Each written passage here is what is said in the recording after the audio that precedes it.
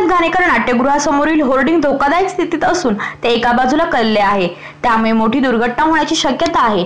उच्च न्यायालयाच्या कोणत्याही निर्देशनाचे पालन न केल्यामुळे हे होर्डिंग्स बेकायदेशीर असल्याचे सिद्ध झालेले आहे। मात्र ठाण्यातील 4 खासदारांपैकी एका खासदाराने हा होर्डिंगच्या उभारणीसाठी 5 लाखांचा हप्ता घेतला आहे। ठाणेकरांच्या जीवाशी खेळणारा हा अविचारी खासदार कोण आहे, असा सवाल राष्ट्रवादीचे राष्ट्रीय सरचिटणीस आमदार जितेंद्र आव्हाड यांनी पत्रकार परिषदेमध्ये उपस्थित केला आहे। दरम्यान वागळे इस्टेट येथील डम्पिंग ग्राउंडमुळे या भागात राहणाऱ्या सुमारे 30% नागरिकांच्या आरोग्याला धोका निर्माण झाला आहे, त्यामुळे 4 दिवसात हे डम्पिंग ग्राउंड बंद न केल्यास ते आपण बंद पाडू, असा इशाराही आमदार आव्हाड यांनी पत्रकार परिषदेत दिला। यावेळी राष्ट्रवादी काँग्रेसचे शहराध्यक्ष तथा ठाणे लोकसभेचे महाआघाडीचे उमेदवार आनंद परांजपे हे देखील उपस्थित होते। आमदार आव्हाड यांनी सांगितले की काशीनाथ घाणेकर नाट्यगृहासमोरील होर्डिंग पडले आहे। या होर्डिंगची उभारणी बेकायदेशीरपणे करण्यात आलेली आहे। उच्च न्यायालयाच्या नागपूर खंडपीठाने होर्डिंग उभारण्यासाठी काही निर्देश दिले आहेत। त्यानुसार त्यांची उंची, रंगसंगती, डोळ्यावर येणारा तणाव आदी निकष न्यायालयाने घालून दिले आहेत। मात्र ठाण्यातील एकाही ठिकाणी होर्डिंगचे हे नियम पाळण्यात येत नाहीत। बुधवारी दुर्घटनाग्रस्त झालेला हा होर्डिंग उभारणीसाठी एका खासदाराने 5 लाख रुपयांचा हप्ता घेतला असल्याचे समजत आहे।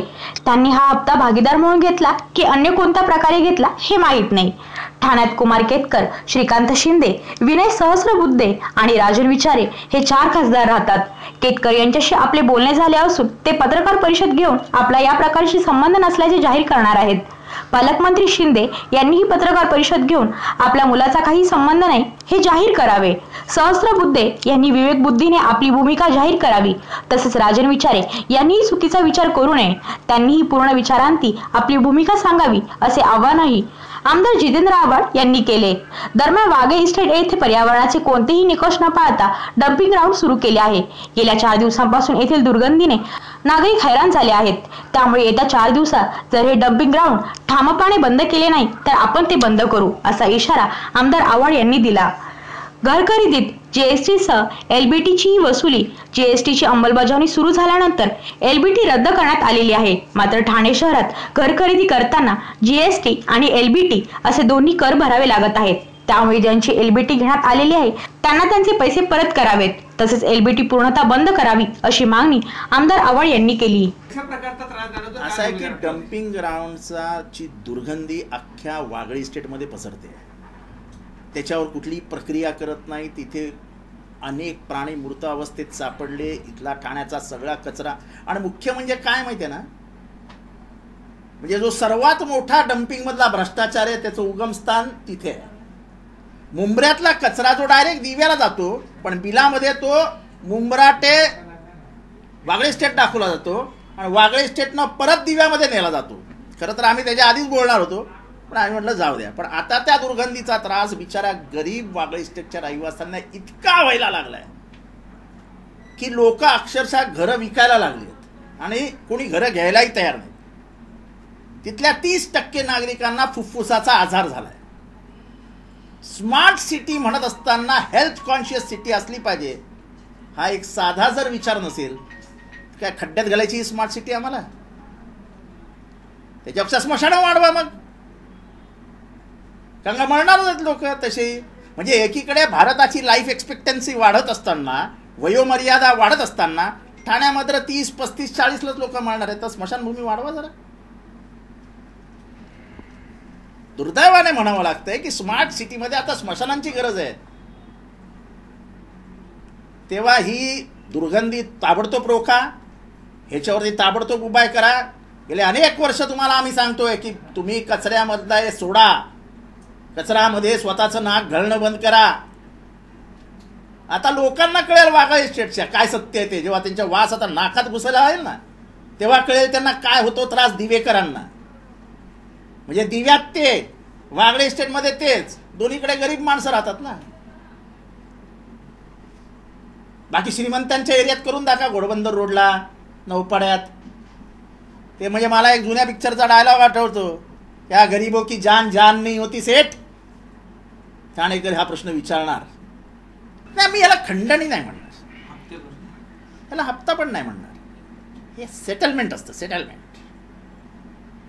आणि हे आनंद दिघेंनी सांगितलेलं आहे, आपण काय बोलत नाही याच्यावरती, आनंद दिघेंनीच सांगितलं होतं।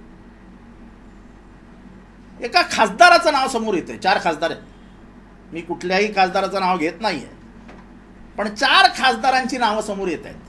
म्हणजे 4 खासदार ठाण्यात राहतात, त्यापैकी एकाने त्या पडलेल्या होर्डिंगची म्हणजे सगळं सेटिंग केलं होतं आणि त्या सेटिंगमुळे त्याला परमिशन मिळाली होती अशी चर्चा पूर्ण ठाण्यात आहे. तेव्हा हा विचार कोणी केला हा प्रश्न ठाणेकर विचारणार, मी एकटाच विचारत नाही आहे. ठाणेकर विचारणार की पुण्याला होर्डिंग पडलं आणि 5 लोक मेली.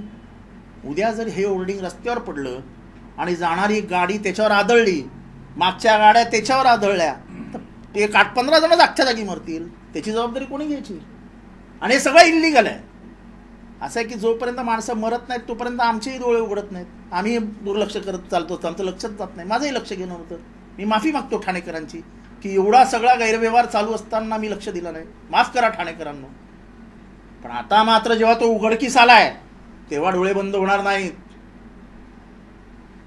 आता डोळे उघडून ही इल्लिगॅलिटी बंद केली जाईल.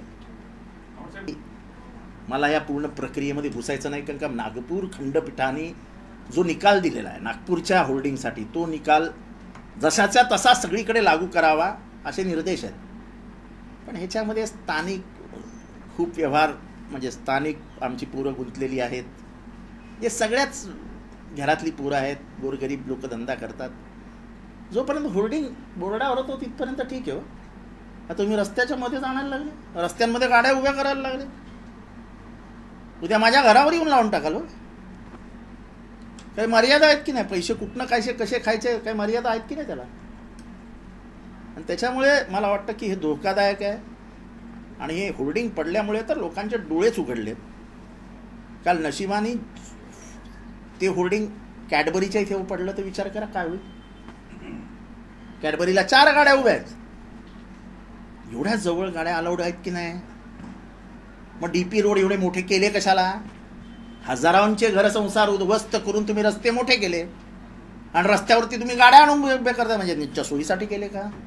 अनेक प्रश्न निर्माण होतील, अनेक संशय निर्माण होतील गोरगरिबांच्या मनात. जेव्हा तुम्ही एखादी सेवा निर्माण करता त्या सेवेचा फायदा कोणासाठी हा प्रश्न विचारला जाईल ना आता. तेव्हा माझी विनम्रपूर्वक विनंती आहे की खासदार हे नाव आलेलं आहे ठाण्यामध्ये. 4 खासदार राहतात ज्यांची नावं तुम्हाला सगळ्यांना माहिती आहेत. त्या खारी खासदारांच्या चारित्र्यावर लोक संशय घेतील. ह्या 4 खासदारांनी पैकी कोणी जो कोणा असेल त्याला देव माफ करो, पण ठाणेकरांना कळलं पाहिजे दूध का दूध पाणी का पाणी. असं आहे की जेव्हापासनं GST लागू झालेला आहे तेव्हापासनं कुठलाही टॅक्स घेऊ नये असा कायदा आहे. असं असताना ठाण्यामध्ये LBT घेतला जातो. कायदा ठाणेकरांच्या म्हणजे ठाण्याच्या प्रशासनाला लागू नाही का? रजिस्ट्रेशन ऑफिस किंवा कोणीही LBT घेतच कसं? LBT म्हणजे ठाणेकरांच्या फ्लॅट घेणाऱ्यांच्या खिशावरती दरोडा आहे. त्यामुळे या दरोडेखोरांवर कारवाई करा. GST लागू झाल्यानंतर कुठलाही इतर टॅक्स घेणं परमिसिबलच नाही आहे. तेव्हा ज्यांच्या ज्या घरमालकांकडून GST घेतलाय त्यांचं वापस करा. GST नंतर जर तुम्ही घेतला असेल तर रिफंड करा आणि लगेच LBT बंद करा, ही राष्ट्रवादी काँग्रेसची मागणी आहे. ब्युरो रिपोर्ट ठाणे, ठाणे बातमीदार. तुमच्या आजूबाजूला घडणाऱ्या घटना पाहण्यासाठी ठाणे बातमीदार वृत्तवाहिनीच्या YouTube चॅनलला सबस्क्राईब करा, लाईक करा आणि खाली असलेल्या कमेंट्स बॉक्समध्ये कमेंट्स देखील करा. तसेच नव्या व्हिडिओचे नोटिफिकेशन मिळवण्यासाठी बाजूला असलेल्या बेल आयकॉनवर क्लिक करा. आपल्या परिसरातील बातम्या आमच्यापर्यंत पोहोचवण्यासाठी स्क्रीनवर दिलेल्या क्रमांकावर संपर्क साधू शकता. 9819778403. त्याचप्रमाणे अधिक माहितीसाठी स्क्रीनवर दिलेला ठाणे बातमीदार वृत्तवाहिनीच्या मेल ID वर देखील आपल्याला संपर्क करता येईल.